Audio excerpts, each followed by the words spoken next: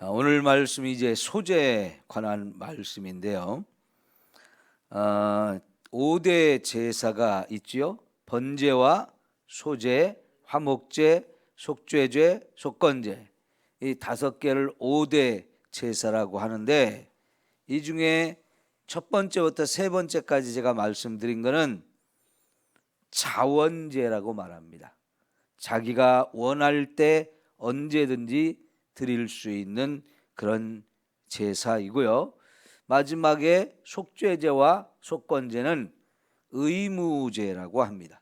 이거는 의무적으로 반드시 드려야 하는데, 언제 이런 의무 제사를 드릴까요? 자신이 죄를 지었을 때는 반드시 이 제사를 드려서 하나님 앞에 죄 사함을 받아야 하는 건데요. 이 속죄제와 속건제는 전적으로 죄를 용서받기 위한 목적으로 드리거든요. 근데 이걸 의무제로 이렇게 하나님이 규정하신 것은 죄를 지을 때마다 반드시 이 제사를 드려서 하나님이 용서하시는 이 은혜를 꼭 받으라고 의무제로 규정을 했습니다. 그러나 나머지 3개의 제사는 자원해서 언제든지 드려지게 되어지는데, 그래서 이 3개의 제사에는 어떤 때 자원을 할까요?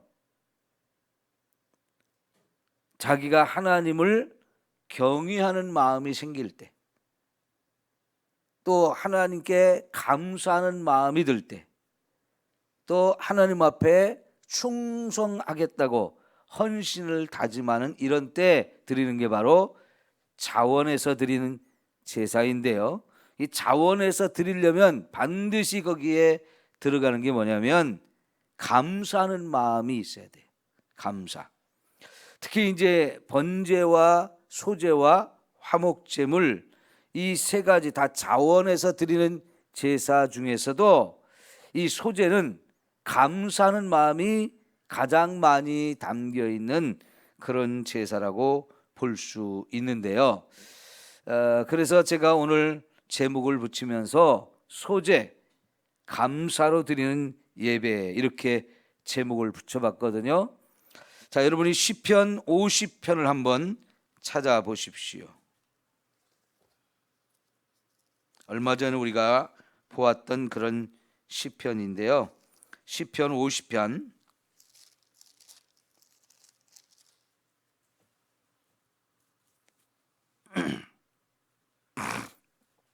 4절부터 좀 같이 보겠습니다. 4절부터 14절까지 보겠는데요. 하나님이 자기 백성을 판결하시려고 위 하늘과 아래 땅에 선포하여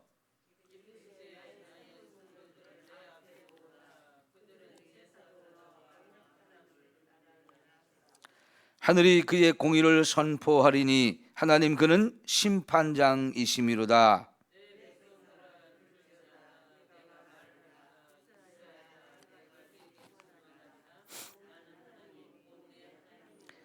나는 내 재물 때문에 너를 책망하지는 아니하리니 내 번제가 항상 내 앞에 있음이로다.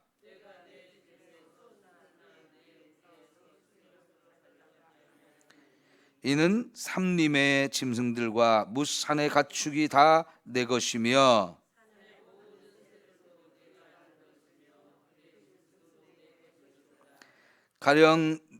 내가 가령 줄여도 내게 이르지 아니할 것은 세계와 거기에 충만한 것이 내 것이미로다. 다 같이 감사로 하나님께 제사를 드리며 지존하신 이에게 내 소원을 갚으며 환난 날에 나를 부르라. 내가 너를 건지리니 네가 나를 영화롭게 하리로다. 자, 여러분 마지막 절 23절도 같이 한번 보겠습니다. 시작. 감사로 제사를 드리는 자가 나를 영화롭게 하나니 그의 행위를 옳게 하는 자에게 내가 하나님의 구원을 보이리라. 아멘. 4절 5절을 보면 하나님께서 저 하늘과 땅에 자기 백성들에게 선포하십니다.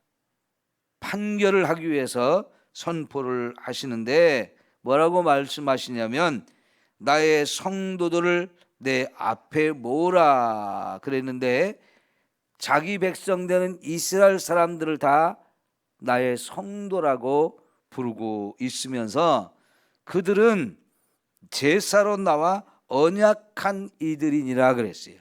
제사로 언약하다. 예? 이게 이제 창세기 15장에 보면 아브라함이 하나님 앞에 제사를 드리는데 하나님이 제사를 드리라고 그랬어요. 잠깐 여러분이 창세기 15장으로 좀 가봅시다. 말로만 설명하면 기억이 잘 안 나시니까요.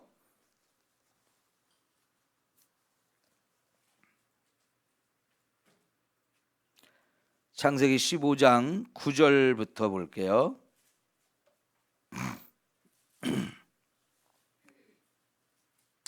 여호와께서 그에게 이르시되 나를 위하여 3년 된 암소와 3년 된 암염소와 3년 된 순양과 산비둘기와 집비둘기 새끼를 가져올지니라.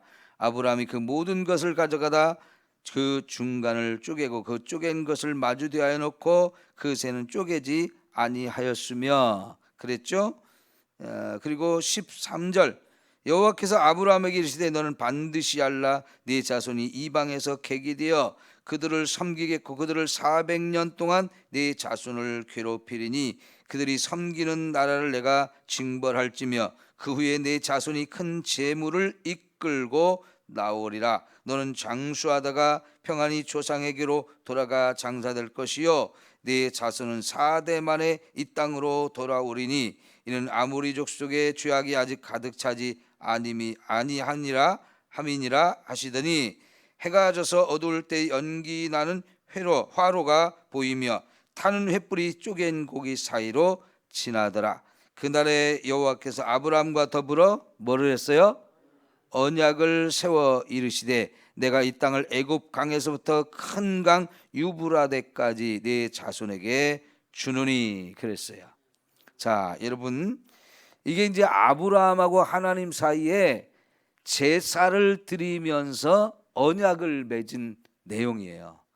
이거를 놓고 하나님께서는 아까 시편 50편에서 내 백성은 그들은 나와 제사로 언약한 사이다 이런 말씀을 표현하는 거예요.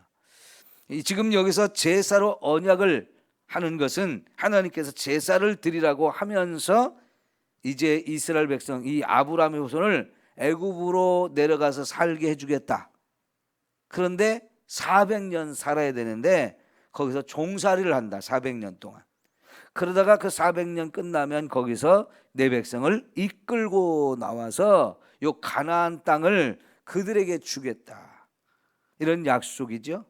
이게 이제 출애굽에 대한 전반적인 약속이잖아요. 그거를 이 제사를 지내면서 언약을 하나님이 맺어 주셨거든요. 그래서 시편 50편에 그들은 제사로 나와 언약한 이들이다 이렇게 표현했어요. 자, 이 말을 좀 더 생각해 보면 시편 50편으로 다시 여러분 넘어가셔서요. 제사로 언약한 사이라고 말씀을 드리는 것은 이제 하나님의 백성은 제사를 드리는 것에 그 정체성이 있는 거예요. 그러니까 하나님의 백성 하면 제일 먼저 뭘 떠올려야 되느냐? 제사 드리는 백성이다. 그래서 여러분 제가 레위기 처음 시작할 때 유대인들은 자녀들에게 모세 오경을 다 외우게 가르치는데 그중에 제일 먼저 가르치는 것이 레위기라고 그랬죠. 왜냐하면 모세 오경 중에서 제일 중요한 것이 이 레위기서예요. 그 레위기서 중에서도 특별히 중요한 것은 이 제사의 방법을 가르치는 건데요. 이 유대인으로 태어났으면 어려서부터 제사가 뭔지 어떻게 드리는 건지 이거를 배워서 평생 하나님 앞에 예배 드리는 자로 제사 드리는 자로 살게 하는 겁니다. 이거를 유대인들이 다 알았기 때문에 어려서부터 우리는 어렵다고 하는 이 레위기서를 어려서부터 제일 먼저 성경 중에 가르치는 것이 레위기라고 그랬어요. 그만큼 제사를 중요하게 생각하고 제사로 인해서 하나님과 언약을 맺은 사람들이기 때문에 제사 드리는 자가 바로 하나님의 백성이다. 하나님의 백성은 바로 하나님께 예배하는 자다. 이 예배 공동체라는 것을 늘 생각하게 하는 거죠.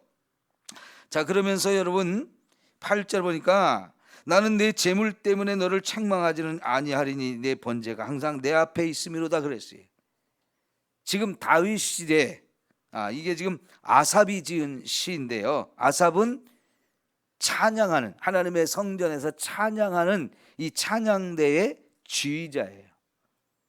늘 하나님의 성전에서 끊임없이 찬송의 제사를 올려드리는 이런 사람인데요. 지금 이렇게 제사를 드릴 때마다 거기에 서서 찬송을 하던 이 아삽의 눈에는 하나님의 백성들이 열심히 하나님 앞에 제사를 드리는 거예요. 그래서 번제를 열심히 드리고 있는 이 모습이 하나님 보실 때 정말 좋다는 얘기예요. 그런데 하나님 말씀하시기를 내가 내 집에서 수순한 내 우리에서 순념소를 가져가지 아니하리니 이는 삼림의 짐승들과 무산의 가축이 다 내 것이다. 하나님이 우리에게 이런 제사와 제물을 드리라고 하신 이유는 우리 걸 가져가려고 이렇게 한 게 아니라는 거예요. 그거 말고도 하나님은 오히려 온 세상에 하나님 주신 모든 것이 다 하나님 것이라고 말씀을 하잖아요. 그런 거 가지고 하나님 앞에 많이 드렸네 못 드렸네 이런 거 따지지 말고요. 여러분, 하나님이 진정으로 원하는 제사가 뭐냐? 감사로 제사를 드리는 것. 감사함으로 하나님께 제사 드리는 것을 가장 기뻐하신다 그랬어요. 그래서 감사로 제사를 드리며 지존하신 이에게 내 소원을 갚으며 환난날에 나를 부르라. 내가 너를 건지리니 내가 나를 영화롭게 하리로다. 그러니까 우리가 감사함으로 하나님께 제사를 드리면 그 자체가 하나님을 영화롭게 하는 거예요. 하나님이 그걸 가장 기뻐하시는 거예요. 그래서 우리가 드리는 이 제사는 무엇보다도 감사함으로 내가 드리는 것이 되어야 하는 거지요.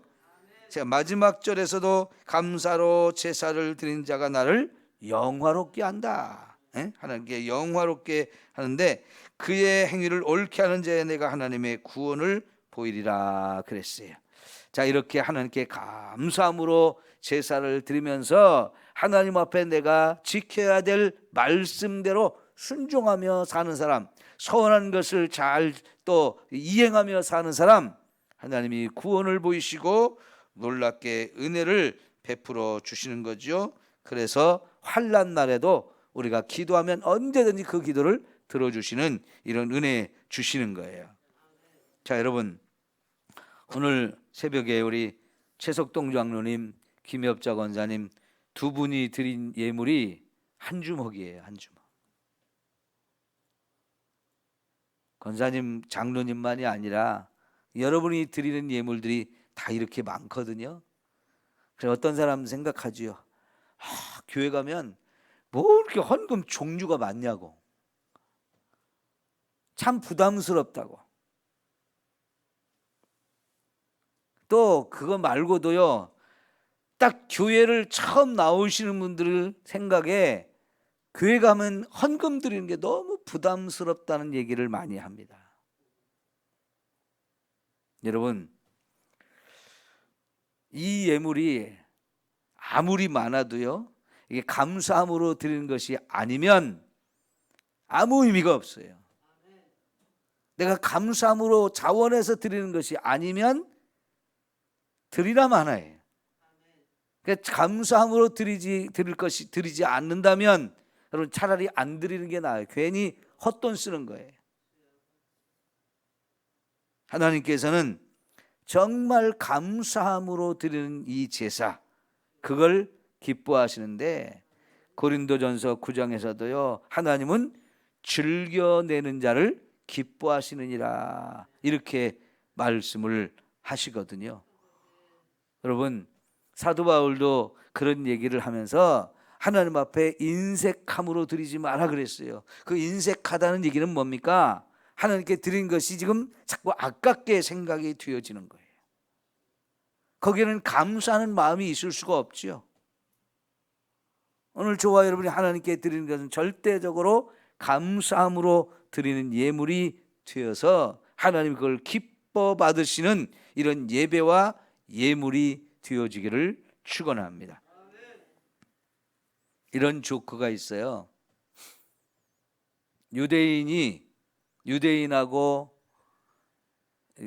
레위인하고 신부님하고 목사님하고 세 분이 앉아서 얘기를 하다가 어떻게 하나님께 헌금하냐고 이렇게 물어봤대요. 서로. 종교가 좀 다르잖아요. 같은 하나님을 섬기면서. 그러죠? 유대인, 성당에 다니시는 분, 또 교회 목사님, 같은 하나님을 섬기면서 좀 이렇게 조금씩 다른데요. 목사님이 자기는 주머니에 넣어서 잡히는 거 다 하나님께 드린다고 이렇게 얘기를 했어요. 그랬더니 지갑 속에 있는 거 하여간 다 하나님께 드린다고. 그랬더니 신부님이 나는 주머니에 손 넣어서 잡히는 것만 드린다고. 그랬더니 유대인의 랍비가 말하면 나는 하늘로 내가 가진 거 다 던져가지고 떨어지는 건 내 거라고. 그렇게 얘기했대요. 이제 이거는 농담으로 이렇게 만들어낸 얘기인데요.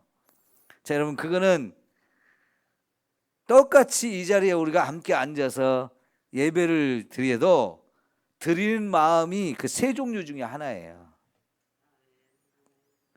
내가 가진 거 하나님이 주신 거니까 하나님께 다 드려도 아깝지 않습니다 하는 사람이 있는가 하면, 여러분, 주머니에 손을 넣어가지고 잡히는 거를 드린다고 했을 때, 여러분, 오른쪽에는 5만 원짜리를 넣어놓고 왼쪽에는 1만 원짜리를 넣어놓고 이랬을 때 5만 원짜리를 드릴까 1만 원짜리를 드릴까 계산을 할 거 아니에요? 그래서 5만 원짜리를 들고 싶은 사람은 오른손을 집어넣을 거고 1만 원짜리를 들고 싶은 사람은 왼손을 집어넣을 거고요. 가려서 계산을 해가지고 드리는 거죠. 근데 어떤 사람은요, 하나님 받으세요 하고 딱 던진다는 거예요. 다 던진다는 거예요. 근데 떨어지는 건 다 내 거라는 거예요. 여러분, 내가 아무리 하나님 받으세요 던진다고 그래서 그게 하늘로 올라갑니까? 다 떨어지죠. 여러분, 정말 우리는 어떤 스타일로 하나님께 드리나를 한번 생각해 보십시오. 하나님께 드리는 것은요, 작든지 많든지 그게 중요한 게 아니고 감사함으로 드리는 것이 중요합니다. 이제 우리 이 레위기 2장으로 돌아오셔서 이 소재를 쭉 살펴보게 되면 지금 제가 드린 말씀이 뭔 얘기인지를 이제 구체적으로 알게 되어지는데요. 이 소재라는 말은 히브리어로 민하 그래요. 민하. 그런데 이건 선물이란 뜻입니다. 선물. 혹은 봉헌이란 뜻이에요. 그러니까 내가 하나님께 선물로 드린다. 예물로 드린다. 혹은 봉헌한다. 이런 건데요. 정말 내가 하나님께 뭔가 예물을 드린다고 했을 때 거기 전적으로 필요한 것이 감사의 마음이에요. 감사의 마음. 감사함으로 하나님께 봉헌해 드리는 이런 마음이 있어야 이게 참된 예배이고 하나님이 기뻐 받으실 수 있는 것이 되어지는데요. 이 5가지 제사의 종류 중에서 유일하게 피가 없이 드리는 제사입니다. 이거는 곡물로만 드리기 때문에요. 곡식으로만 드리기 때문에 이거는 피가 없습니다. 그래서 원래는 소재 한 가지만으로 제사를 드리지는 않아요. 다른 나머지 4개의 제사는 이제 다 피를, 짐승을 잡아서 그 피를 드리는 이런 제사가 되어지는데, 그런 다른 피를 드리는 제사와 함께 드리게 되어 있어요. 그래서 비록 이 소재 자체는 피는 없지만 피의 제사를 드리는 다른 제사와 함께 드리기 때문에 이것도 하나님 받으실 만한 귀한 예물이 되어지는 건데요. 자, 우선 이 피의 이 소재를 드릴 때 3종류가 있어요. 3종류. 첫 번째는 그 곡식을 고운 가루로 만들어서 드리는 제사. 이게 1절부터 3절까지 내용이에요. 첫 번째가 곡식을 곱게 가루로 만들어서 드리는 제사이고요. 두 번째는 4절부터 이제 13절까지인데, 요 내용은 그런 곡식을 가루로 만들어서 드릴 때에 화덕에 굽거나 철판에 붙이거나 아니면 냄비에서 요리를 하거나 뭐 이런 식으로 뭔가 요리를 해서 드리는 이런 소재가 있고요. 14절부터 16절에 보면 첫 이삭, 추수를 해가지고 첫 이삭을 거뒀을 때 그걸 가지고 가서 드리는 소재, 이렇게 이제 3가지 종류로 우리가 나누어 볼 수 있는데, 이제 앞으로 요 내용을 자세하게 이제 설명을 드릴 텐데, 우선 첫 번째 고운 가루를 드리다 그랬는데, 이 고운 가루에다가 반드시 위에 기름을 붓고 또 그 위에 유향을 넣어서 드리도록 했습니다.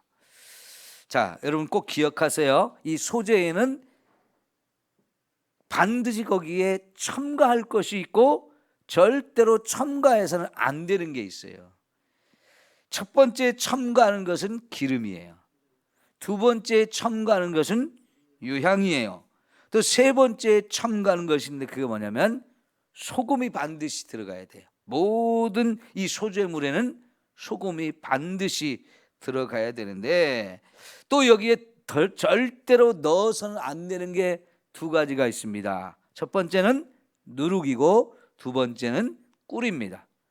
이렇게 소재에는 반드시 넣어야 할 게 있고 또 절대로 넣어서는 안 되는 것이 있는데, 이런 내용도 구체적으로 자세하게 살펴볼 것이고, 자, 여러분, 우리가 이제 이 번제부터 속죄제, 속건제까지 쭉 살펴보게 될 때에 여러분이 반드시 언제든지 이 말씀을 읽을 때 우리가 꼭 생각할 게 뭐냐면, 왜 이렇게 하라고 그랬지?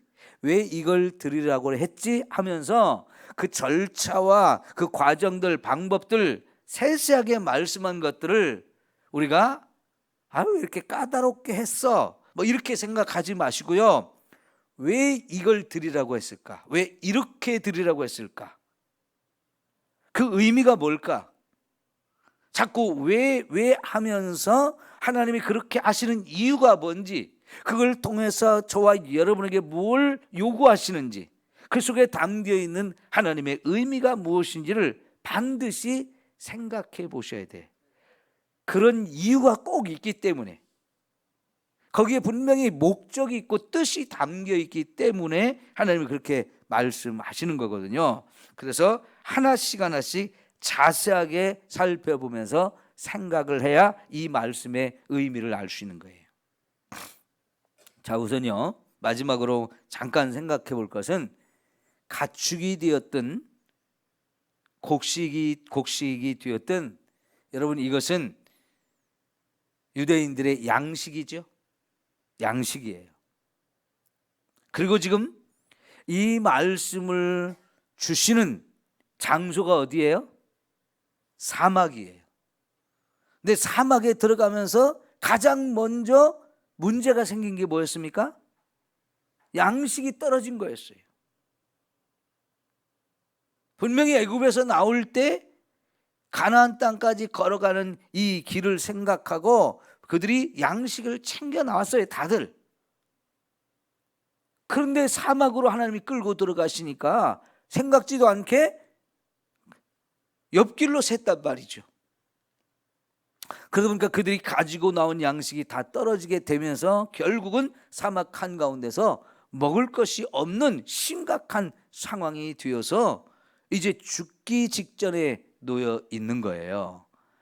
그래가지고 하나님께 죽겠다고 막 원망하고 불평하면서 큰일 났다고 이랬죠. 그런데 하나님께서 하늘에서 만나를 내려가지고 그 먹는 문제, 마시는 문제를 해결해 주셨어요. 자, 그렇지만 여러분, 이 광야라고 하는 곳 자체가 항상 먹을 것을 구하기가 가장 어려운 곳이잖아요. 그들은 이미 가축도 많이 가지고 나왔습니다. 이 가축을 잡아 먹어도 되고요. 그리고 하나님이 주신 이 만나로 이 곡물을 삼아서 이제 가루를 만들어서 여러 가지 음식을 해 먹었잖아요. 근데 이 두 가지 가축과 이제 이 곡물은 그들에게는 정말 중요한 양식이 되어지는데, 여러분, 이걸 가지고 하나님 앞에 제사를 드리면서 제물로 삼으라고 했어요. 그리고 제사를 때 반드시 이 제물이 필요한 거예요. 지금 이 사막에서 살고 있는 사람들한테 다른 건 다 없어도 괜찮은데요, 먹을 건 마실 건 반드시 있어야 되잖아요. 그들에게 가장 중요한 거예요. 생명이 걸린 문제예요. 그 생명을 유지하는 데 필요한 가축과 이 곡식, 아직은 농사를 짓지 않기 때문에 이 만나로 가루를 만들어 드리는데, 어쨌든 또 가나안 땅에 들어가면 농사를 지어가지고 곡식이 나올 거예요. 그래서 그때를 대비해서 이제 지금 소재를 말씀하시는 건데요. 어쨌든 이 두 가지가 그들에게 있어서 너무너무 중요한 거란 말이죠. 이것을 하나님께 제물로 삼아 드린다고 했을 때, 여러분 1장에서도 번제를 드리는 모든 가축은 이게 가축 중에서 드려야 된다고 그랬잖아요. 야생에 있는 것이 아니고 집에서 내가 기르는 거. 그러니까 더더욱 이들에게는 귀중한 거예요. 양식이 되어지기 때문에 또 귀중해요. 이것을 제물로 삼아 드린다는 거, 이거는요 보통 일이 아니에요. 전적으로 하나님을 향해서 감사하는 마음, 내 자신을 드립니다. 내가 하나님 정말 사랑합니다. 하나님께 내가 충성하겠습니다. 이런 마음이 없이는 절대로 드릴 수가 없는 거예요. 자, 여러분, 아까 제가 말씀드렸지만 우리 최석동 장로님, 김협자 권사님 연세 드셔서 이제는 돈벌이가 없으니까, 그것도 한참 됐잖아요, 돈벌이 없는지. 근데 이렇게 많은 헌금을 종류별로 다 드리려면 이게 정말로 얼마나 드리는 거예요? 뭐 노령연금 받으시는 거 절반은 아마 헌금으로 다 드리는 거 아닐까 싶어요. 수입이 얼마 되지도 않는데. 권사님, 장로님 얘기일 뿐만 아니라 여러분 다 마찬가지죠. 그 소중한 것을 내가 하나님께 드린다고 했을 때 아깝지 않은 사람이 어디 있어요? 손이 발발 떨리지 않는 사람이 어디 있었겠어요? 그럼에도 불구하고 드린다는 것은 정말 감사하기 때문에 드리는 거예요. 왜요? 이걸 하나님이 주셨으니까요. 뿐만 아니라 저와 여러분의 죄를 다 용서하시고 지옥 갈 인생을 구원해서 영원한 생명 주시고 저 천국에서 영원히 살 수 있는 이 엄청난 은혜를 주셨는데, 여러분 아까 시편 50편을 읽었는데 그 앞에 바로 49편을 읽어보세요. 거기 뭐라고 그랬냐면, 아무리 부자라도 우리의 죄값을, 우리의 몸값을 치르기에는 우리가 가진 재물이 부족하다고 그랬어요. 내 죄를 용서받기 위해서 내 돈을 다 내어놓는다 해도 그걸로 우리의 죄를 용서받을 수 없다 그랬어요. 그런데 여러분, 하나님은 소 한 마리 받으시고 우리의 죄를 용서하세요. 양 한 마리, 염소 한 마리, 새끼, 비둘기 이거 한 마리 받고 우리의 죄를 얼마든지 용서해 주시는 분이에요. 그런 하나님의 은혜를 우리가 힘입었는데 어찌 감사하지 않을 수가 있겠어요. 우리가 하나님 앞에 예배 드릴 때마다, 제물을 드릴 때마다 우리 마음속에는 하나님 감사합니다.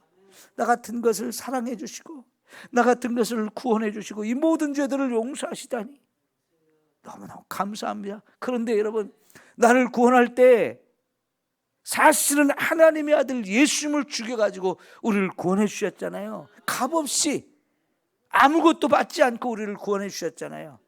그런 걸 생각하면 정말 여러분, 우리는 너무너무 감사하지 않을 수가 없는 거지요. 산에 있는 것도 들에 있는 것도 다 하나님이라고 했을, 하나님의 것이라고 그랬는데 우리 집에 있는 건 하나님의 것 아닙니까? 그것도 하나님이 주셨으니까 하나님의 것인데요, 그 중에 일부를 하나님께 드리는 것 뿐이거든요. 그거 가지고 우리가 발발 떨고 아까워하고 그러면 이거는 정말 감사함이 없는 거고요. 그건 차라리 드리지 않는 게 나은 거지요. 우리는 진정으로 하나님께 감사해서 예배하고 예배할 때마다 정말 감사가 더 차고 넘치는 저와 여러분이 되어지기를 축원합니다. 기도합시다.